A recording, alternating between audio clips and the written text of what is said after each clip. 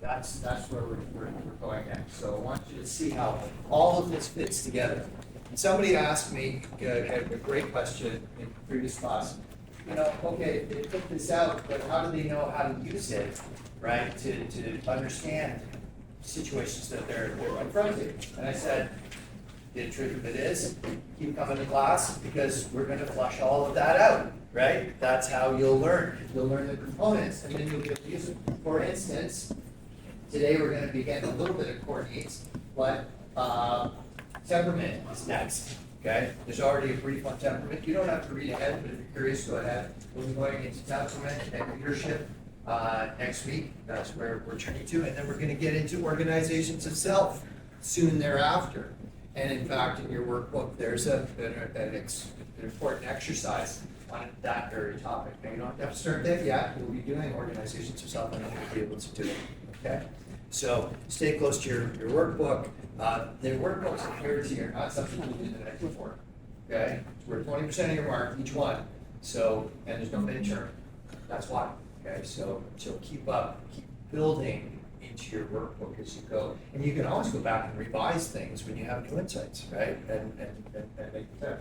So I'm not going to go through this again right now, but we're always going to be coming back to it. Because that's how we're supposed to go. We talked about how leadership is well studied in these understood phenomena of social psychology, and that's always been the case. But there's a little bit of hope on the horizon, right? Because we got into all of this stuff and how there's the history of leadership and there's the history of culture. And what we learned most out of the 20th century is what leadership isn't. Now, doesn't sound like it's very helpful. It is somewhat helpful because at least, it's kind of like, well, there's, 60 different cars I could buy out there, but I definitely don't want pickup trucks, so I take those out of the mix. And I definitely don't want sports cars, and I take them out of the mix. So you see, they're helpful. We're narrowing the range from 60 down to maybe 20, right? So that's helpful, but it doesn't tell me which one of the 20, okay? Well, that's a little bit of an easier task than actually what's leadership, but we've got answers now. We do have answers. So let me take you into the other half of this to give you the culmination of these two bodies of research that never connected until now, okay? So what happens? This is killing and resurrecting leadership. Because what we're doing is we're killing the idea of leadership as we saw it in the 20th century. It's not a set of personality traits, okay? It's not a set of behaviors that I enact towards you to get you to do something I want you to do because you want to do it, to manipulate you. Because they don't generalize across different cultural contexts, right? They just don't. Never found anything that will work in this setting, this setting, this setting, this setting, because it's all culture-wide. That's the leadership theorists never thinking about culture, but the culture theorists weren't thinking about leadership either, okay? That's one of the problems of academia. You choose to study something, and you get a very narrow focus, maybe for your entire career. Some academics break out and they do other things, but so academia is a great thing, but it doesn't give you that all-encompassing perspective. So we're going to kill leadership, and then we're going to reclaim it. We're going to reclaim it in new ways of understanding. Okay. So these two psychologists, French and Raven, actually the first article was 1959, but they did a few more into the early 60s. They came up with 5 forms of social power. Okay, 5 forms of social power. And what that left us with was basically it went into the scientific literature, and it was treated as an insightful curiosity and left untouched from 1960 to 2010. So it showed up in textbooks periodically, and everybody go, oh yeah, that's 5 forms of social power. That's very interesting. What do we do with that? Nobody knows. But it sounds important, so we'll keep putting it in the textbooks. And then they stopped putting it in the textbooks because nobody was doing anything with it. Okay? So it would be easy for you to go through your entire business training and never cross even the 5 forms of social power. Depends on the textbook. Some of them have it, some of them don't. Okay? But nobody has known what to do with it until now. Okay? So, untouched. So in the 1990s, this group of theorists they reject all previous conceptualizations of leadership. And they build frameworks that acknowledge that culture and leadership are vital for functional organizations. And they don't know exactly how the two go together, but I'll be showing you how they actually go together. They don't know this much. They just say, we really shouldn't talk about culture without leadership. We really shouldn't talk about leadership without culture. The micro-credential that my team developed and offers through St. Clair College to corporate leaders of all ranks, supervisors to CEOs, but we offer it through St. Clair College, 80 hours of training. It's called Leadership and Culture Management. Because I can't talk about leadership if I don't talk about culture. And I can't talk about culture if I'm not understanding leadership, okay? And that's what we're gonna do together. So you'll be seeing how these two come together. So as they did not research with traditional methodologies, i.e. the lab design, right? That's how mainstream science likes to do things. Take people, put them in a lab, and have a control group and an experimental condition. You know, you're all been trained in how science works. Well, leadership is so complex, it can't be put into a lab. When they've tried to do it, they've got no generalizability, okay?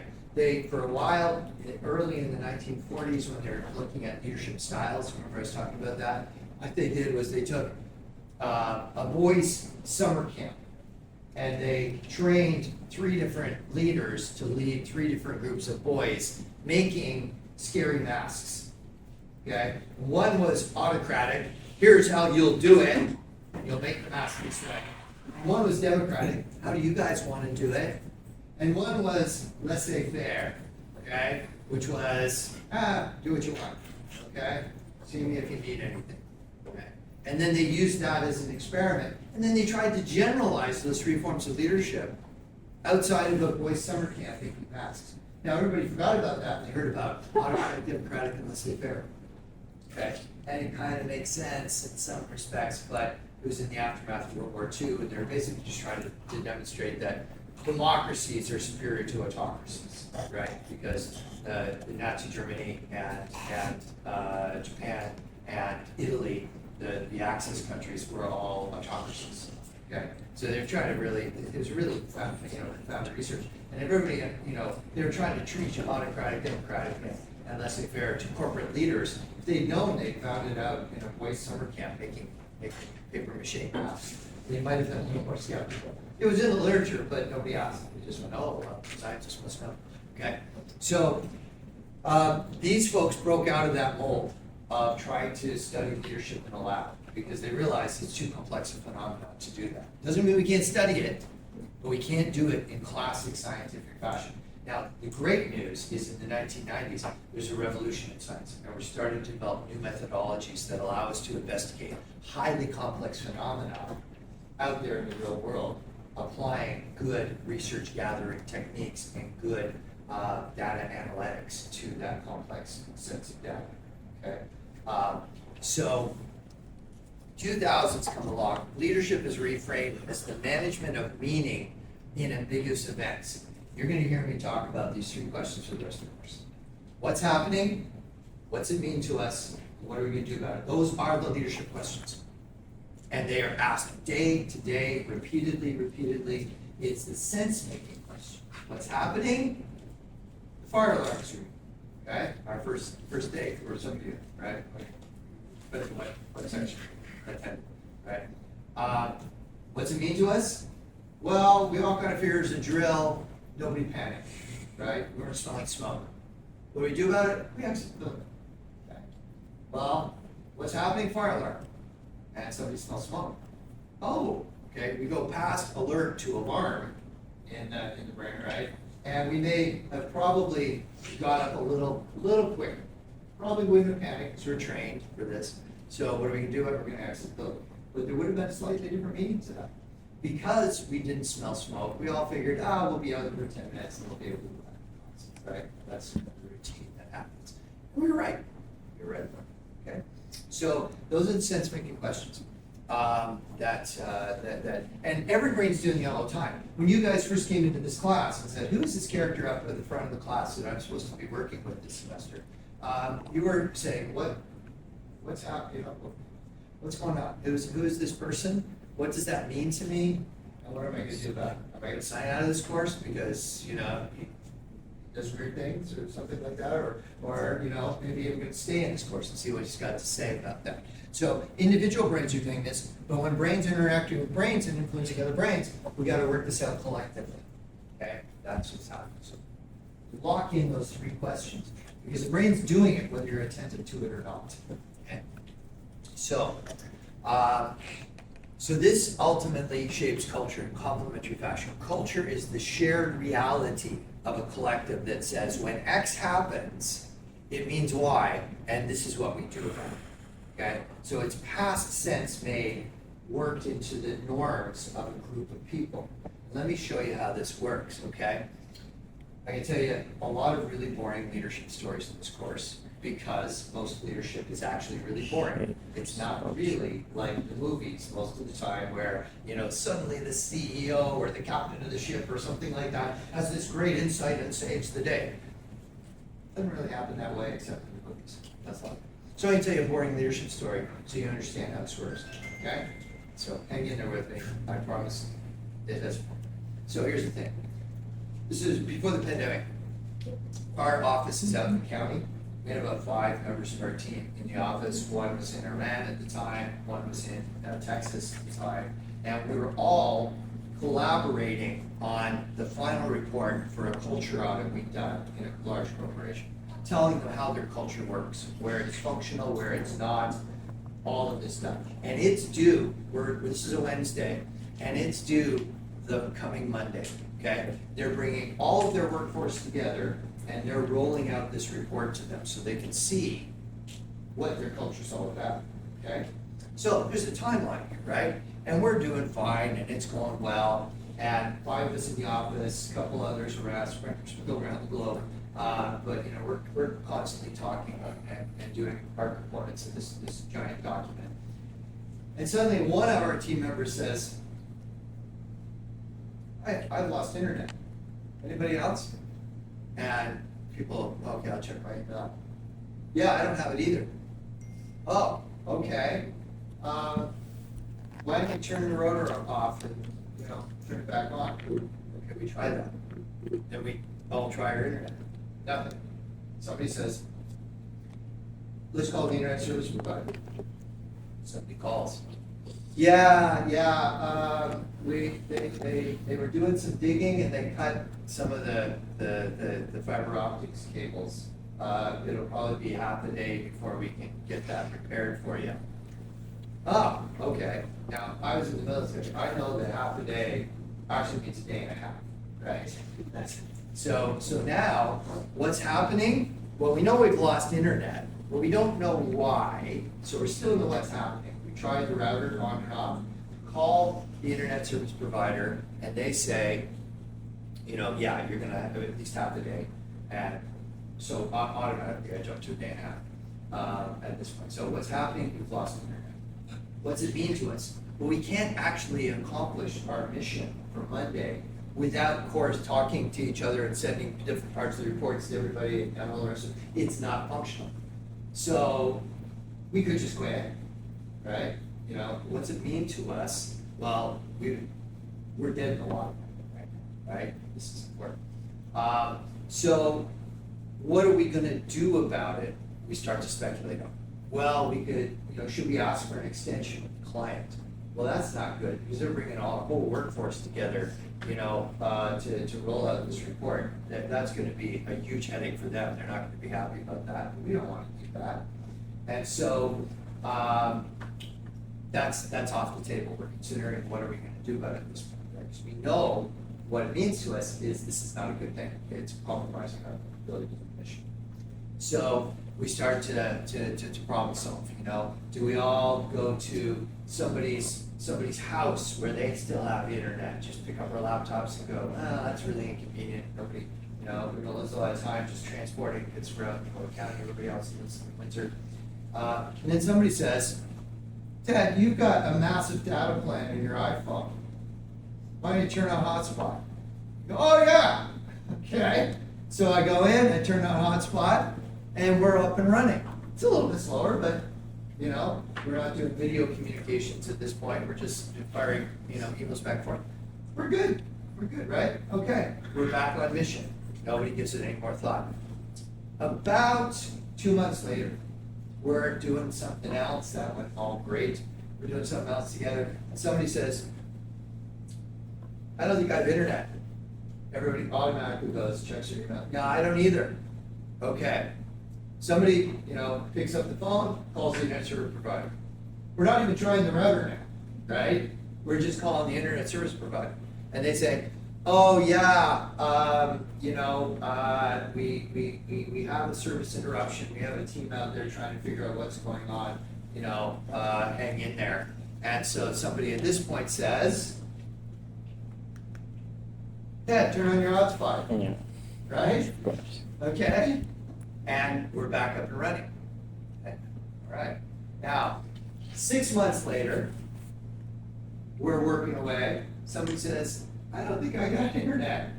Everybody else checks screen. Yeah, I don't either. Ted, turn on your hotspot. Okay, see what's happening? The first time was leadership. Now, we've had people join the team since then. They weren't there for it, but because we're out in the county and we have, we got fast internet, but sometimes it goes down unannounced, right?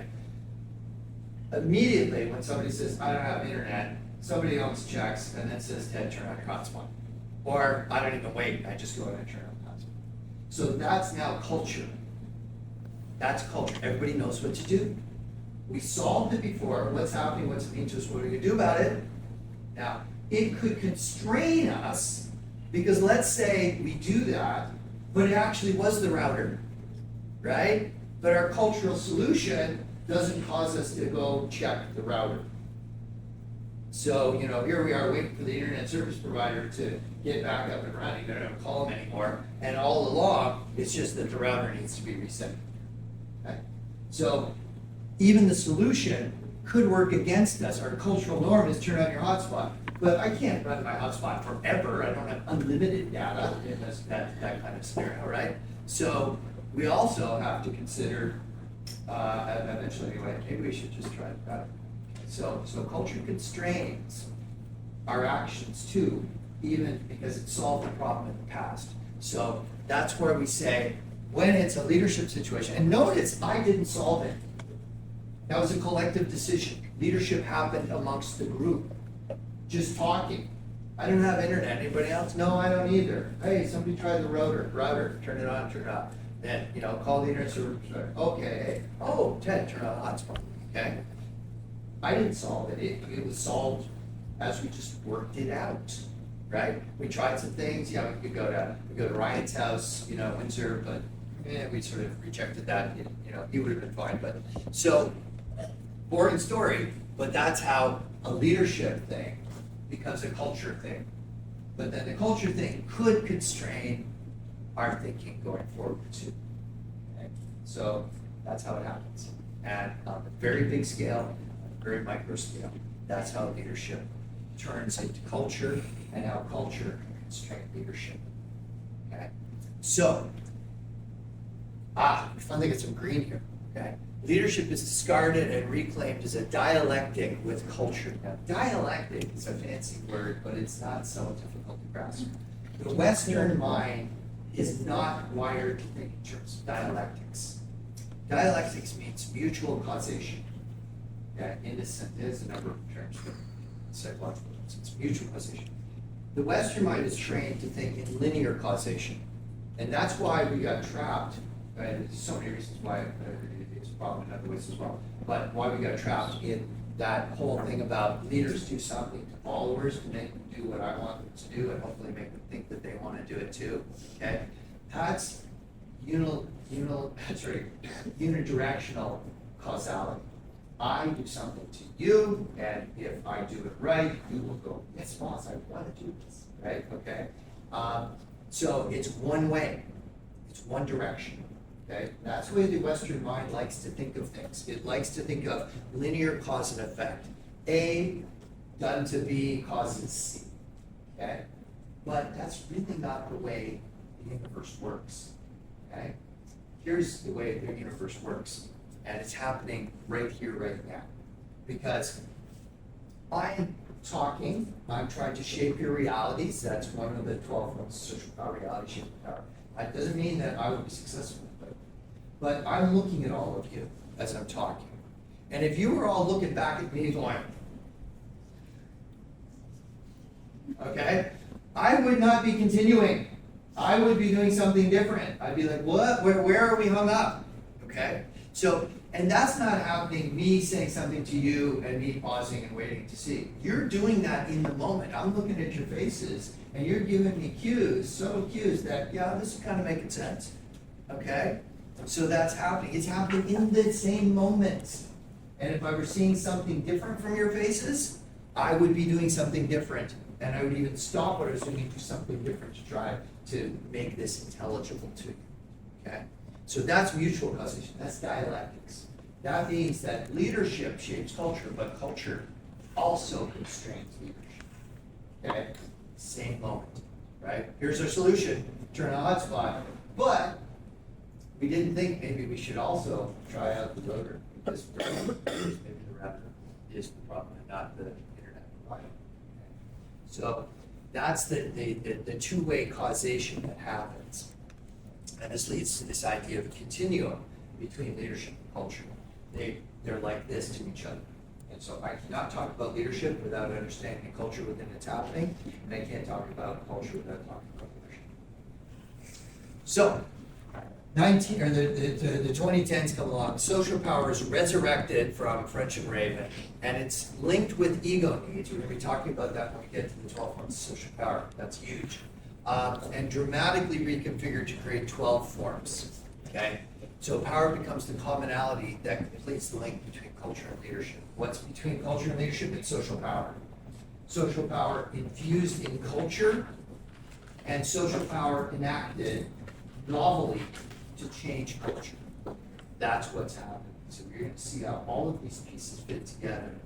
You're going to be amongst the first 100 on the planet to know 12 forms of social power. Because all my last classes got 11 forms. Okay? We've developed, we've identified and developed the 12 forms. I don't know if there will be a 13th someday. Stay tuned, link up with me on LinkedIn, and if we come up with 13 or 14, I'll send you that stuff if you want to see it. But you're getting the up to the most minute insights into social power. Okay? Nobody else really on the planet knows this. So, yeah. A general theory of leadership comes from an understanding of the leadership culture continuum, right? And it's transformed with the integration of the 12 forms and 2 factors of social power, which will make sense to you shortly. All of this stuff fits together. All of it fits together. That's why I give you these global models that you can try to, take all the stuff that we're doing together and position in so that you see how it fits together. So the common thread running through both culture, leadership, and social. That will make sense so far. I know there's still some questions coming, but so there's the entire history of leadership on one page. I'll upload this. You can take pictures, but I'll upload this. Okay. All right. So where does this take us next? Well, we got a brain. We spent a lot of time last time studying brains and how they influence other brains, right? That's absolutely critical to all of social life, parenting, to relationships of any kind, but we're here to focus on leadership. Okay. So we know that the brain is finite attention and energy and time. I gotta sleep well, I gotta eat well, in order for me to come in the next day and have full cognitive resources available for the complex task that is leadership. And we know, or at least it's not said often enough, but it's implicit in organizational life, that every team, every company, every organization of any type has a mission. Okay? So that's why a group of people come together to accomplish some kind of mission. So we've got mission needs. We know this. And that would be lovely if that was the only thing we had to focus on. Unfortunately, as you probably already have surmised, that's not, because we also have culture needs. Culture, I've told you, we know this from the more recent studies of leadership and culture, is that culture eats strategy for breakfast. In fact, it eats everything for breakfast. Ted said last time, You could have the best policies and procedures in the world, but culture will determine if anybody knows them or cares about them or practices them or ignores them or embraces them entirely and says, no, these are the safety procedures we always follow. Or here's the, here's the forms that you fill out for your vacation requests, all the rest of it. Culture determines all of that. So culture is absolutely king. And so if you're not shaping your culture actively, somebody else is doing it. Okay? So let's say you first came into this classroom and you're trying to figure out the problem. You do that. I did that with all my profs. Who is this person? What are they going to do in class and that sort of thing? And I came in and I suddenly pointed at you and said, "What's the answer to this question?" And you'd be like, "What?" Right? Now, it wouldn't just be you on the spot, because everybody looking around going, "Oh, I see how this place works," right? He's going to try and embarrass us. He's going to try and humiliate us. He's going to create a very psychologically unsafe environment, and you're going to adapt to that by either maybe doing reading in advance or dropping the course, right? And I don't want to be with this guy. Okay? So I don't control the culture of this course. I shape it. I have certain power that I can deploy, and I would never put anybody on the spot or try and embarrass them.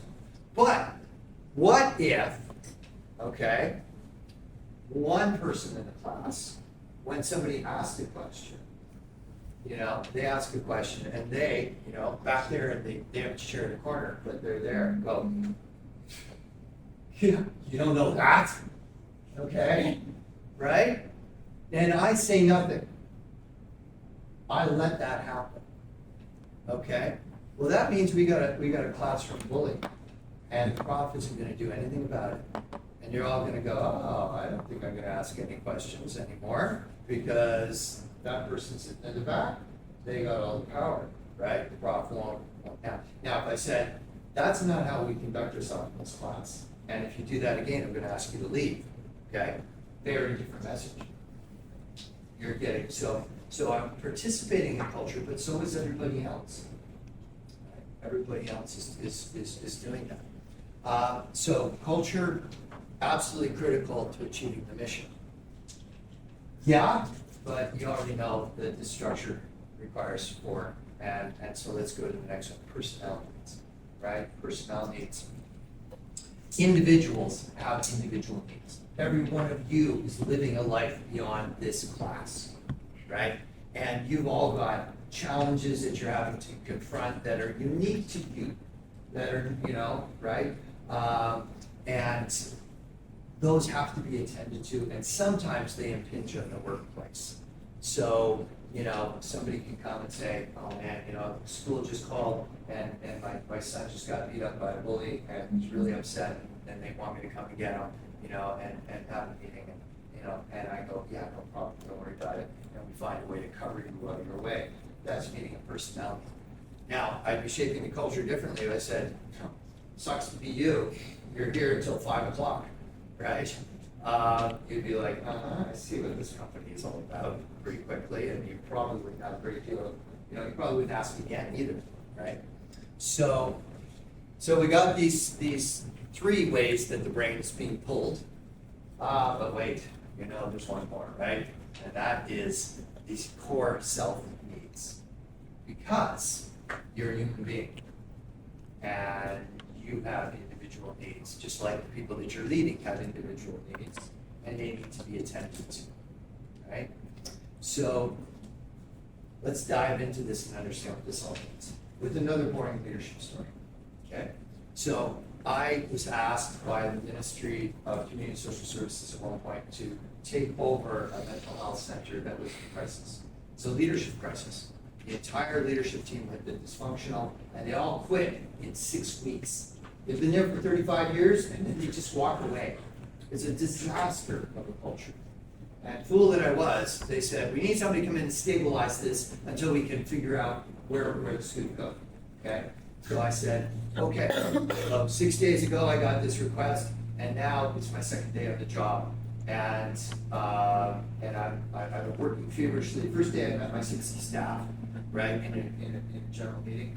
And now I'm, sequestered in my office, but I'm thinking, I've been here since in the morning, and it's 10 o'clock in the morning, and I really want a coffee. Like, I want a coffee. Now, I don't even hardly know my own building that I'm leaving. I think, well, I know we got a staff room somewhere. They must have some coffee. So I leave my office in the quest for a coffee. Okay? Now, relate to what's happening so far to this model. What am I doing? Yeah, of course, self-need, right? You know, it's gonna perk me up, it gets me away from, you know, the intense paperwork and all the rest of that I'm supposed to be doing, trying to figure out what's going on with this crazy organization. It was crazy. It was absolutely, the staff are good, but because the leadership had been so dysfunctional for so long, that the staff, I had wonderful staff, but they had terrible leadership for this, okay? I had to bring in team members of my own team from my practice to help run this organization for the time. It was interim, it was supposed to be for 3 months and ended up being 3 years of my life, but another story. So I walk out and I'm walking down the hall and I'm trying to remember where the staff room is, right? And as I'm walking down this long hallway, it's a 2-story building, we treat adolescents, teens who have mental health issues, right? So I've got 60 staff. Somebody comes up to me. Now, I met 60 people yesterday. I don't know them all, right? But somebody comes walking up to me and says, Dr. Bose. I said, oh, hi, I'm Ted. She introduced herself to me. And she says, you know, my mom's just going to visit the hospital. My dad is not well. He can't go. And I need, you know, can you sign this form? I need 2 days emergency leave. And I said, oh my gosh, that, you know, that's awful, right? You know, so what's happening? Personnel needs, right? Okay, so I'm getting, my brain's now, I'm going for a coffee, you know, my brain's got yanked over here, right? To this side, wherever you want to put it. Personnel needs, okay? And so I want to meet that, so of course I'm gonna sign off. Well, but wait a minute, right? So what's your role here? So I'm a social worker. And I know a little bit about the organization now. I'm studying it. I've got 10 social workers. I've got 50 child and youth workers, well, roughly, and I've got a psychologist. I don't do the clinical stuff, right? But they're the ones that treat the kids. And I think, oh, well, there's social workers are pretty high up and do a very specialized role here. That much I do know. So I said, okay, you're a social worker. You know, have you arranged, you know, coverage for those 2 days because, you know, you'll have clients? And she said, no, I just got the call and I got the form. And I said, well, why don't we go to the social work office? And she said, yeah, that's a good idea. So we go upstairs. She takes me to the social work office. I didn't know where it was. And I, you know, there's about 7 of the so we've got 8 now, which is one of them. And I say, hi, you know, good to see you all again. And here's the situation. She describes the situation. I said, do you guys, you know, if she takes off for 2 days, can you cover? They look at the board, the appointment list, and they go, oh yeah, okay, yeah, okay, I can take that client, and you can take that client, you know, and work it out. And they said, so I said, fantastic, right? Thank you. And I signed the form. Okay. Now what related to this? Cultural. Mission, right? I made sure that the mission wasn't going to be compromised. But also the other one. Cultural. Like to pick up for the rest of your team is also a cultural thing, right? Why would you want to? Yeah. Yes, right? So what I was doing was I was demonstrating that, I mean, if I just signed off on it, well-intentioned, those social workers could have gone, oh, I see how it works around here. You just go to the boss with a form and he gives you 2 days off, leaving us in the lurch to figure it out. But what they got was, oh, he's going to consult with us. He's going to respect our power, our authority, our ability to manage this, and he's going to support one of our team members. And, you know, I was shaping culture in that moment. I still haven't got my coffee, by the way. Okay. But after that, I went and got a coffee. So I'm just going up to get a coffee, and suddenly my brain's getting pulled in 3 other directions. And by the way, getting a coffee wasn't easy because I didn't know where the staff room was. I asked them, right? You know? And then I got there, and I was like, okay, we pay for coffee or is it free? I don't know. I had to figure this out too. He actually had to pay copy, but I decided after that, this is stupid. The company's gonna pay for the copy. Change that, right? But, well, I did pay that time. So that's a boring leadership story, and my brain got pulled in 4 different directions. In that, and yours does too. Okay, yours does too. And that, would you even, well, no big deal, it's fine. I'm sure it'll all work out. Not necessarily, but by going to them and engaging in problem solving like that. Okay, he respects her power, right? He gets what I say, we have no problem with that, but he respects our power. We can make it work with this guy. Wasn't all perfect going forward forevermore. There's more stories to come out of that, but okay. So these are the 4 fluid premises of leadership. Okay, meaning that and I was doing this with a group of leaders, and one of them said, "Okay, but which primacy is really the most prime?" And I said, "Yes." Okay, as in, at any one time, one of them will be more prime than the other, absolutely, but not for long. The reason I ended up being asked to take over a children's mental health center is because I interned at a children's mental health center when I was just about to get my PhD. And I worked with this organization for a long time. But they brought me in because they had to do a turnaround of their culture. And the Ministry of Health, or Community Social Services, was going to close this agency. Big mental health center, 300 staff. But it was so dysfunctional 7 years prior to me getting there that they were either going to close it or they brought in one last CEO to try and see if they could turn it around. Okay? And that person, one of the most brilliant leaders I've ever had the privilege to serve under, just retired last year from this particular agency.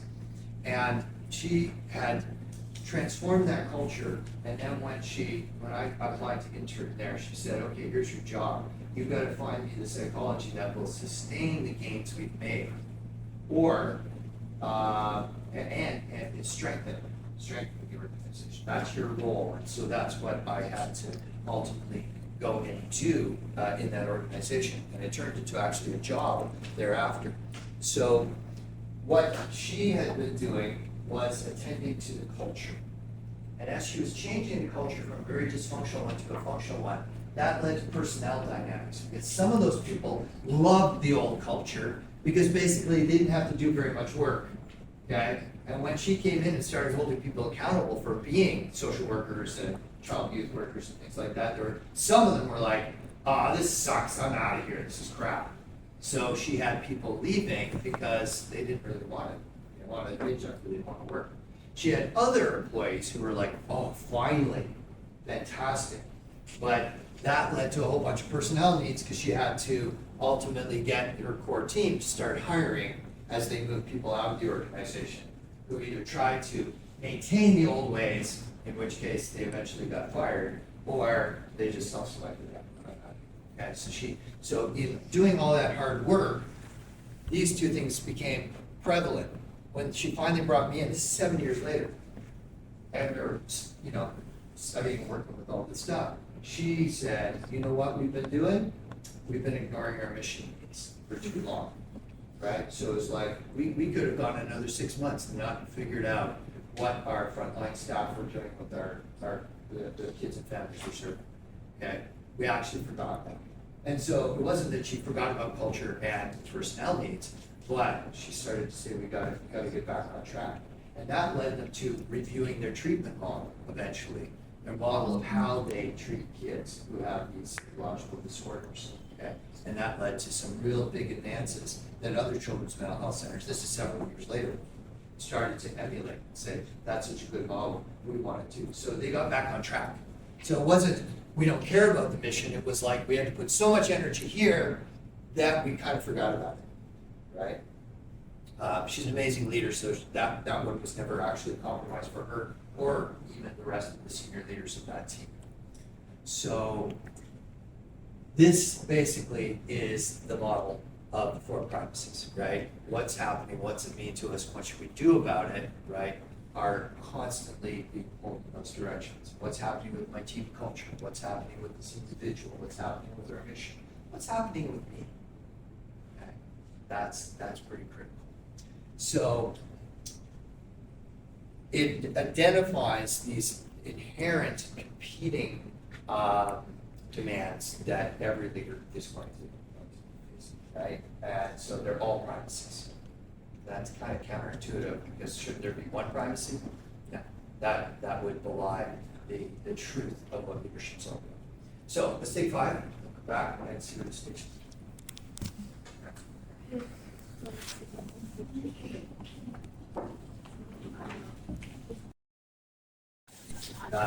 When he first went in there, they found that employees would try to spend as little amount of time with the children as possible. And they sort of prided themselves on how little time they were actually Do you need serving one? kids. That's how dysfunctional the culture was. Here they were mental health professionals trying not to do their job. And that was, highly dysfunctional. She had a big culture change that she had to do. And of course, that meant a lot of these things. And then it was like, okay, now we got to get back on mission and consider how we're actually providing services.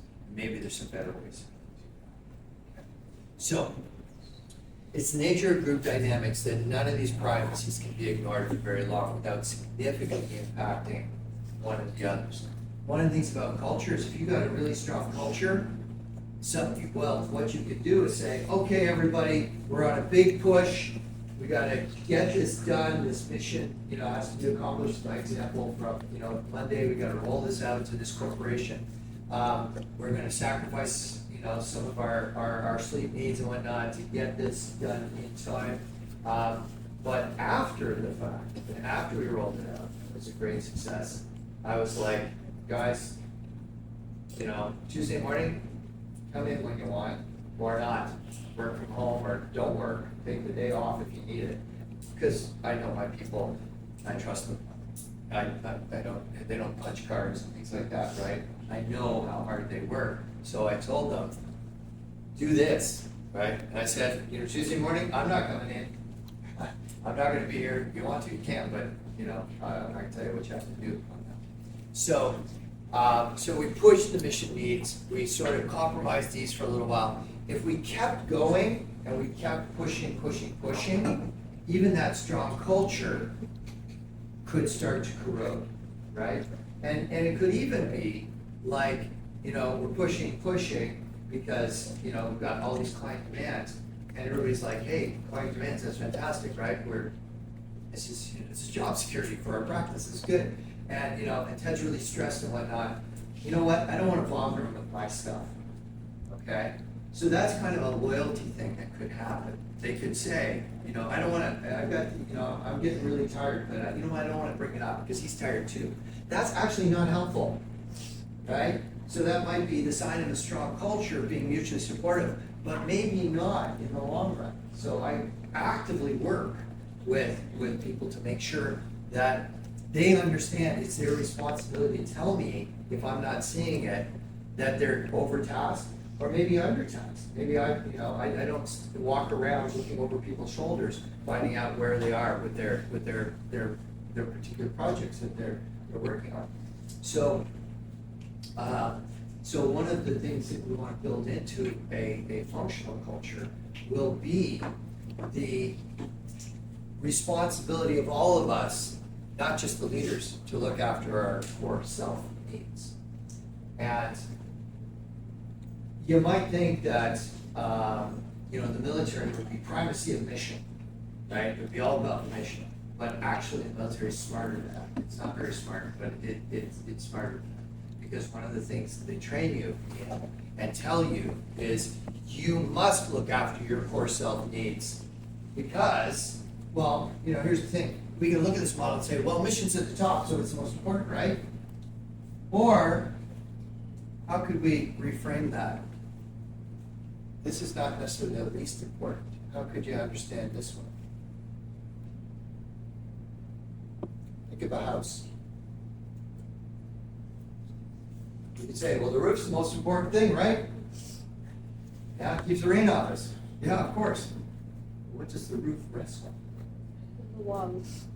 The other three components, and at the bottom of it is, and so the military teaches you very, very quickly, You may be the last one that goes to bed when you're in the field, but you will sleep.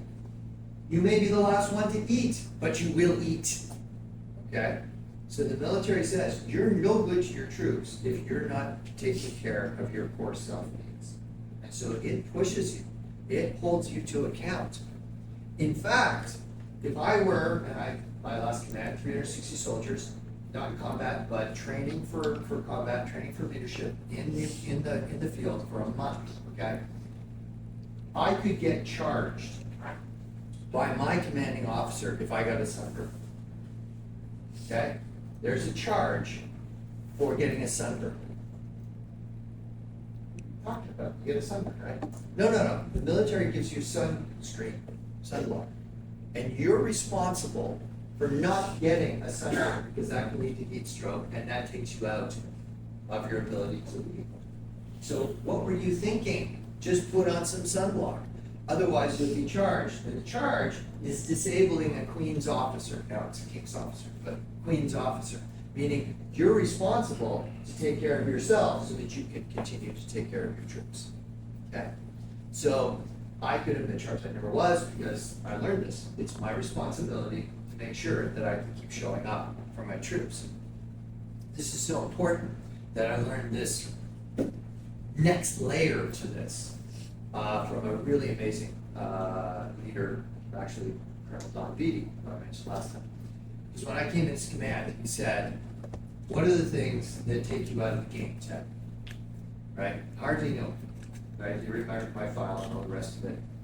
And I said, sir. And he said, what are the things, the conditions that make you ineffective as a leader? Oh, whoa. See where you're going with this. And I was fortunate, but I said, if I'm in the field and I get cold and wet for 48 hours, I'm done. I can handle heat. Heat is not a problem for me. I hardly notice the heat. But cold and wet, I'm done. And he said, then it's your responsibility to prevent you from ever getting cold and wet for even 24 hours. Right? Because I said, yeah, after 24 hours, I would start not to be, but 48 hours, I'm done. I've got no motivation left. Okay? So when I went into the field, I'd already kind of started doing this, but now I did it boldly. Everybody else would bring like a combat sweater, a couple combat shirts, t-shirts, because it's summertime training. They'd be all fine, right? Me, I'd have an extra duffel bag. I would have my combat coat, which you usually use in fall or spring, right? He'd packed away in there. And I would have an extra sweater in case he got wet, and have extra socks. And people would tease me, whoa, you got enough kit for, going out there? And I'd be, yeah, I'm staying warm, right? And now, that's an individual difference for me, and I made sure I was never cold and wet again in my entire military career, okay? I had already started on that, but he drove the point home. Your responsibility not to let it doesn't matter if it's raining, it doesn't matter if it's cold. You have the kit to keep yourself warm. Now, because I was good with the heat, I also could push my troops too far in the heat, right? We got a 20-kilometer forced march, full kit, right? And we got to do this. Well, you still have to attend to personnel needs, the individual needs, right? So I had this amazing lieutenant who worked for me, Wayne Harwood, and he was this mountain of a human being. He was like this. I would walk up to him and I'd look up, and I'm 6 feet, and I'd be looking up at him, okay? And then, he'd be like twice the width, just a solid mass of muscle, okay? Just an amazing human being.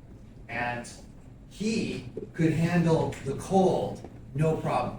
He wouldn't wear a parka in the winter. He'd wear maybe a combat coat, and it would be open and blowing in the wind, right? And he'd be walking around and he'd be commanding people and he'd be doing a great job just while, it's kind of warm. I'd take my scarf off, and I'd be in my parka and I'd have it all done up and I'd be, like this. So he had the inverse problem. Well, and because I put it to Wayne, what are the conditions like that? Well, sir, it's the heat. Okay, All right, tell me about the heat, what happens? Oh, you know, I drench my clothing and it, I just, you know, said, okay, here's what we're gonna do. First of all, I'm gonna give you permission not to wear a combat t-shirt. Okay, so the dress, required dress, combat t-shirt, combat shirt with all the pockets and stuff like that on it. I said, we're gonna waive the requirement to wear a t-shirt. You're gonna go down to one layer. Thank you, sir. Really? Yeah, no problem. Then, what they do in Vietnam, jungle conditions, all the rest. Well, we learned how to do this, right? You take your towel, it's olive drab, okay? It's like they issue, you know, your toiletries, olive drab. Gets you attacked when you're in the shower, I guess. But I said, you know, so you wet that down, you soak it, keep it around your neck. When that heats up, you take it, you shake it out, put it back around your neck, right? That's a great idea, sir, okay? So Wayne became my thermostat in the field in the summer, okay? Because I looked to Wayne, and if he was struggling, even with all those things to keep himself cool as he possibly could, I would, you know, and he would even cue me. Yeah, sir, it's kind of hot out here. And as soon as he would say that, I'd be like, okay, we're gonna stop in the next kilometer, or we're gonna stop now, right, on this force march. So, knowing other people's vulnerabilities is critical.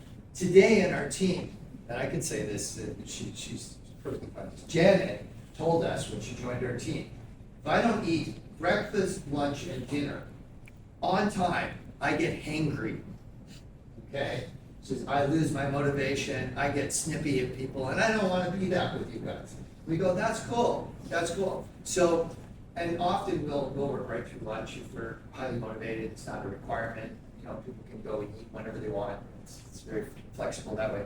But Janet always brings in the lunch, and we don't, you know, we don't look down upon her when she says, everybody stop, I'll rejoin the meeting, I gotta go get food. Good, fantastic, right? And so she brings in and she'll eat when the rest of us aren't really hungry. Right now, I get something at 2 o'clock or something. But she needs to eat on time, and we're aware of that, and we support her in that. And we even, it becomes playful, because one of our other team members, Fatima, she's always got like granola bars on her desk. And she's like, you get hangry, she tosses her a bar like this. It's like, don't eat it, you know, but they're just playful about it, right? So we know what one another's self, you know, core self needs tend to be, and we support one another in making sure that we do those things. Okay, so our managing partner, she needs probably 9 hours of sleep a night. So I need like 6. Okay, there's just individual differences, but she needs that.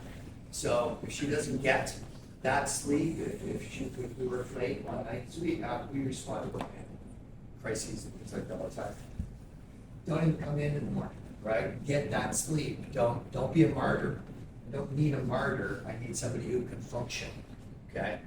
That's critical. So, in your workbooks, your first tasks are looking at this, right? Your self-care needs, right? The 9 dimensions in the self-assessment book, the Offer 15. That's where I want you to, and the psychological buttons. When we come to the organizations itself in a few weeks, it's going to be an invitation to you to consider what are the psychological triggers that throw you off your game, right? And you'll find that it's often people who know you best who can push your buttons and can take you out and get you angry or get you frustrated or demotivate you, right? So all of that is relating to you developing this awareness of your own core self. And when I got new troops into my command, officers or non-commissioned officers, I would sit down and meet with them. I'd go through their file with them. And at the end of it, I'd say, you have 2 weeks to come back to me and tell me what your core vulnerabilities are. And then I would describe just what I've described to all of you. And within 2 weeks, they would come back and say, sir, here are the conditions. I said, then tell me what you're doing to make sure that those conditions never happen to you. Right? You can't control the weather, but you can control what you bring into that weather. That's what I tell them mine. Tell them, you know, I can't handle that cold, and particularly cold and wet, right? And so I was giving them latitude to acknowledge that they're not superhuman. No, none of us are. And so this is one of the best things that you can do to develop yourself as a leader, is to develop yourself as a human being. Know what your vulnerabilities are, and work to make sure they don't come into play. And nobody's perfect, right? I could get cold under certain circumstances, and it could shut me down. And my team would probably, they even check in and say, how you doing now? We're not too much in the field anymore, like we were in the military. But, yeah, okay, I've got a coat there, okay? Now, the temperature's dropped a bit and that kind of thing, right? I wear coats when nobody else in campus is wearing coats. And I don't always keep it on, but it's handy for me, right? So that I don't lose my motivation. So, okay. Let's go a little bit further here. It's vital to appreciate that while mission needs seem to be the pinnacle, right? Self-core needs are the foundation. You're no good to anybody if you're not looking after yourself. Okay, so please embrace that. So mission needs, self-core needs, but the other sides, maybe you consider the walls of, if we use the metaphor of the house, right, are going to be the personality and cultural needs. So we've got those two coming up there, and they're every bit as important. Absolutely every bit as important. I just wanted to go get a coffee, and suddenly I'm pulled in all four directions, right? Fortunately, right, I had this model, and I thought, yeah, I want to sign this for this person, and I was about to sign it, and I was like, oh, but wait, what's that mean for the mission and for the culture? Okay? So, this is why leadership is so hard. The brain in every leader is called upon to divide its limited attention and cognitive processing resources in four divergent directions. Okay? Primacies are challenging in their own right, and then they come together in very complex ways. So it's not even just dialectics, two-way causation, because if I sign that form for that employee, I'm impacting the mission and the culture in the same act of a signature, and could possibly do it badly, because she heads off, doesn't tell anybody she has to go, because of course she's focused on her father and her mother at that point. That's okay, but then suddenly I've got a social work team going, what the hell did you just do? Well, did you think about what we have to do? Can we meet the needs of the kids and the families? Right? So, yeah. It's all for it, and that's right. And here's the thing. When I went from officer cadet, which is a training rank for officers, to a second lieutenant, my commission became forces. And then a few years later, from second lieutenant to lieutenant, and lieutenant to captain, at no point did somebody give me a brain transplant. I was working with the same darn brain. I didn't get brain 2.0, right? None of us do. None of us do. When I took over the Children's Mental Health Center with 6 days notice, 4 days notice, I didn't get a brain transplant. I didn't get 2.0 upgrade, right? We're working with the same thing. My brain's no different than yours. Individual differences, but there's more similarities between our brains than there are differences. So, yeah. Where are you? So, to make things even more challenging, however, leaders seldom, if ever, have all the information they would require when making decisions. How many of you have been a leader before? I'm not going to put it in that spot. How many have actually been in a leadership role? Formal leadership role. Okay? When you've made decisions, how much of the time did you have all the information you needed to be confident in that decision? Okay? Because if I filled a room full of our client leaders, I'll say, what percentage of the time do you have all the information you want when you make a decision? They would all hold up their hand and go, but not meaning okay, zero. Zero. Of the time, right? Yeah. Don't know. Might be making the right decision, might not. And if the time between now and the feedback on the decision outcome is protracted, is a long time out, it's even more difficult. Because, okay, so we're working on a car plant, and you're the supervisor and or the manager, and the assembly line goes down, okay? And you say, okay, get the crash team in here, bring in a team that restarts the assembly line. Now understand what's on the line here, about the assembly lines. Assembly lines, when they go down, making automobiles or snowmobiles or whatever they're making, they measure time from crash to recovery on the assembly line, getting the cars moving again in minutes, and it's dollars per minute. And one of the facilities we have, for every 10 minutes the line is down, it's $90,000 loss for 10 minutes, okay? So there's a lot on the line to get that line up and running, right? And so in that case, I call in the crash team goes, yeah, it's gonna take us 20 minutes. I'm calculating, okay, that's $180,000. I better go tell head office about this, but we get back up and running, and I know I made a good decision, okay, the best decision we could. But what if the decision is, okay, I'm projecting that we need this number of employees for the next 6 months, and then I stop hiring. Okay, we've got enough employees. But then headquarters says, yeah, 6 months from now, we want to increase your productivity by 25%. Oh, okay, well, I've stopped hiring, and now they're putting a new quota in place, changing my mission, not the nature of the mission, but the volume of the mission, and now I don't have enough employees, right? So I made the right decision on the basis of the information at the time, but then the information changed again, right? So that, again, makes it really challenging. So the role of leader is defined by uncertainty. As leaders, that's your job security. Because remember back in the 1970s scenario where they were building cars and they had no leaders, they just, Volvo, they'd come together, build a car all together collaboratively, and then it failed when things didn't go as expected. Uncertainty came into play. Okay? And we're in a VUCA environment, so it's even more uncertain, but that's the nature of life anyway. I don't know any place that is perfectly predictable.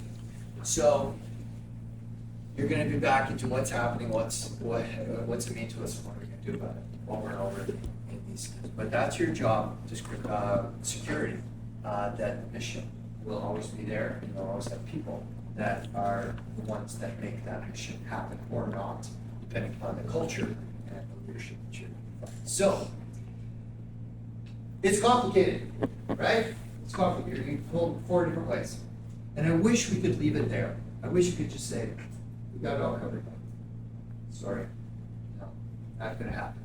Because there's these things called the external world. And the external world infuses external demand, right? So I just gave you the example of headquarters. I think everything's good for the next 6 months.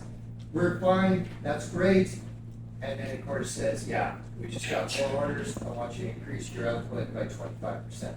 Well, the assembly line can handle it, but I don't have enough employees. I gotta bring in weekend shifts now. I don't have employees to staff that. Maybe I can get people to do some overtime for a while, but then I'm gonna burn them out if I keep them doing that for too long, right? And so that's not a long term. I can do the short term, but then I'm gonna have personnel needs come in, I'm gonna have more personal injuries, I'm gonna have people on modified work. So I'm not only gonna lose some of my people, they won't be able to do all the work they're supposed to because I gotta give them, modified work, right? I can't, my back's hurting, so I need to paperwork, I can't do putting tires on cars and things like that. So we have external demands that impact the mission. Well, then you can see where this is going, right? Because then we can have external demands that hit our culture, right? That we had a situation where working with one of the power plants, we got power plants here in Windsor, working with one of them, and they got bought by Americans, okay? The Americans saying, okay, welcome to our big corporation, you're a very successful power plant, that's great. Here are your new policies and procedures. One of those particular policies and procedures was a forced ranking system for performance appraisals. We all know what that is, right? So basically, you got 10 employees, 2 can get a 5 out of 5, at least one's gonna get a 1 out of 5, right? And you have that distribution in between. Well, these Canadians in this power plant was built at the time, 20 years ago. They hired an entire staff of 40 employees to run that power plant from the time it was switched on. Okay, so they were there even before the plant was switched on. In the 20 years that unfolded, only 2 had left. They have 38 of their original employees. That's pretty uncertain, rare to happen. These individuals knew that plant inside and out. they collaborated with each other incredibly well, and they were used to getting 4s and 5s, all of them. And now the Americans say, oh, no, you can't do that anymore. How do you think the employees felt about that? Oh, so I've been getting 4s and 5s for the last, 15 of the 20 years, and now you're gonna put me in 2s and 3s, okay? That's a big culture hit. That's a massive culture hit. And even the managers, they were like, you can't do that. These people are really, really good, right? And by the way, this force ranking system depends on whether you're gonna get a merit increase or not. They've been giving merit increases in line with what another power plant was getting that was unionized. They didn't want this power plant to become unionized, so when the power plant that was unionized got a raise, they'd match it. Sometimes even bumped it up a little higher than that, okay? And the Americans are, no, it's all about the force ranking system. That's how they get merit increases. So you can see the cultural ramifications. Well-intentioned as they may have been, and it probably worked for the Americans, but they've been doing it forever, but that's going to slam culture. And it did. Now, I worked with the senior management team. We did some conflict resolution stuff, subtle in the background, and they sort of renegotiated with Americans because, their advantage was it was a highly profitable power plant, right? And they're basically saying, leave us to our ways, and we'll continue to be able to produce this kind of profit because that's what you bought us. But you do that, and I don't know if we're going to keep these people because they can go to other power plants and not be subjected to these kinds of things. So they renegotiated with the Americans. But that would have been devastating to the culture. Oh, and then there's personnel things that come from the external. And that's happening right here, right now. Y'all heard about a battery plant? A mega corporation coming to town. This is giving you guys so many opportunities if you decide to stay here. This is a great place to be from an economic standpoint, from a job standpoint. Well, that's good news, right? That should be fine. Well, we got tons of clients in this city, and I'll tell you what the HR people are telling us. Yeah, we're happy to have the battery plant here, except some of our very best employees want to go work for the battery plant. We're getting brain drain here, right? Because they want to go to something new, sexy, exciting, right? They want to go to the new battery plant. It's shiny, it's lots of status and good pay, right? And so now all of these companies here that have been here forever are scrambling for individuals to come in and to add to their workforce. So suddenly you've got, and then that'll have a cultural impact. If they don't fill the personnel needs, everybody is going to be working harder, longer, and that's going to impact the culture. So good news sometimes has bad outcomes for other people. I'm delighted it's here, but we're helping our clients adjust to the increased personality needs that are happening. Okay? And then, of course, we've got external demands on our own lives. When I became a dad, that changed how I was going to be a psychologist for a while, right? And I was a single dad, so it was all on me. So I had to change quite dramatically how I practiced. I found a way through that. He's 20 now, he's back to, we hang out when he wants to hang out and that kind of thing, but an external demand on us. So basically then we're left with 4 fluid primacies plus 1, which is that all of our primacies are impacted by external environment conditions that we don't have any control over, we have to respond to. Okay? So what this means is, why can't it just be simple? Okay, why can't leadership just be simple? Well, here's the thing, because it's not. It never has been, it never will be, but leadership will always be vital. And so what I want to do with all of you is continue to give you the psychology to make this really hard job less hard, okay? Make it more sensible. Give you every advantage you can. That's where the work comes in, plus what we're doing here together, okay? So all of the things in the workbook are designed for you to orient to developing yourself as a human being so you can show up to you. And keep this last point in mind. Leadership isn't a position. Most of us will have known somebody who was in a leadership position doing no more than keeping the chair warm. They're really not leading. They're not using their power appropriately. They're even abusing their power. They may be working against the mission. We're preparing for that later too. So remember that whole internet thing in my team? I didn't solve it. We collectively solved it. Leadership happened. Didn't come from me, didn't need to. Because we solved it together. What's happening, what's it mean to us that we can do better. So don't think of leadership as what somebody with legitimate power, one of the 12 forms, does to it. That's antiquated, it's fuzzier than that, but we'll give you that twisted stuff. Temperament next week. Thank you, Here. Professor. I'll upload these by this weekend.